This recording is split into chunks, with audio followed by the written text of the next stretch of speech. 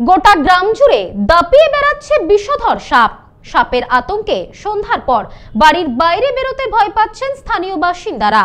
ইতিমধ্যেই মৃত্যু হয়েছে বেশ কয়েকজনের। গোটা গ্রাম জুড়ে দাপিয়ে বেড়াচ্ছে বিষধর সাপ। সাপের আতঙ্কে সন্ধ্যার পর বাইরে বেরোতে ভয় পাচ্ছেন বাসিন্দারা। ইতিমধ্যেই বেশ কয়েকজনের মৃত্যু হয়েছে সাপের কামড়ে। ভয়ে গ্রাম ছাড়ছেন অনেকেই। বসিরহাট মহকুমার মাটিয়া থানার গবিলা এলাকা জুড়ে সাপের আতঙ্ক তাড়া করে বেড়াচ্ছে গ্রামের মানুষদের। পুরো গ্রামটাই যেন সাপের আতুর ঘর। স্থানীয় সূত্রে দাবি, গত কয়েকদিনে গ্রামের প্রায় 20 থেকে 25 জন সাপের কামড়ে আক্রান্ত হয়েছেন। গ্রামে আসতে চাইছেন না কেউ। গ্রামবাসীদের অসহায়তার সুযোগ নিয়ে বাড়বাড়ন্ত ওঝাদের। মাটিয়া থানার গবিলা এলাকায় গত বছর বর্ষার পর সাপের কামড়ে মারা গিয়েছিল একটি শিশু সহ 3 জন। এবছর আরও একজনের সাপের কামড়ে মৃত্যু হয়েছে। মাঝে মাঝেই এলাকার মানুষদের নজরে মিলছে বিষধর সাপ।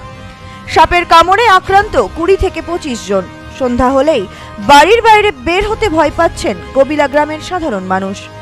ইতিমধ্যেই বেশ কয়েকটি সাপ ধরে বন দপ্তরের হাতে তুলে দেওয়া হয়েছে। রাস্তায় আলোর ব্যবস্থা করার দাবি জানিয়েছেন বাসিন্দারা। আনুমানিক হচ্ছে 15 থেকে 20 জন কামড়েছে, আর গত বছর একটা 8 বছরের শিশু মারা গিয়েছিল সাপের কামড়ে, আর এই বছর একজন মারা গিয়েছে। অবশ্যই ভুগছে। এখান থেকে আমাদের কাছে দাবি করা হয়েছে যে লাইটের ব্যবস্থা পোস্টে পোস্টে লাইটের ব্যবস্থা করার কথা বলা হয়েছে আমার এখান থেকে। আমি ব্যবস্থা করেছি, হয়তো সপ্তাহখানেক মধ্যে কমপ্লিট হয়ে যাবে লাইট লাগানোর কাজটা।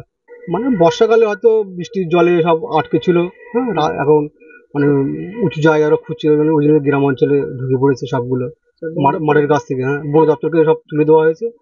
8 থেকে 10টা বন দপ্তরকে ফোন করে ওদের বলা তুলে দিয়ে গেছে। এ বিষয়ে বসিরহাট 2 নম্বর ব্লকের পঞ্চায়েত সমিতির খাদ্য কর্মাধ্যক্ষ বুলবুল ইসলাম বলেন, এলাকার মানুষদের চিকিৎসার জন্য হাসপাতালে যাওয়ার জন্য সচেতনতা বাড়ানো হচ্ছে। পাশাপাশি বন দপ্তরের সঙ্গে যোগাযোগ করা হচ্ছে প্রতিনিয়ত।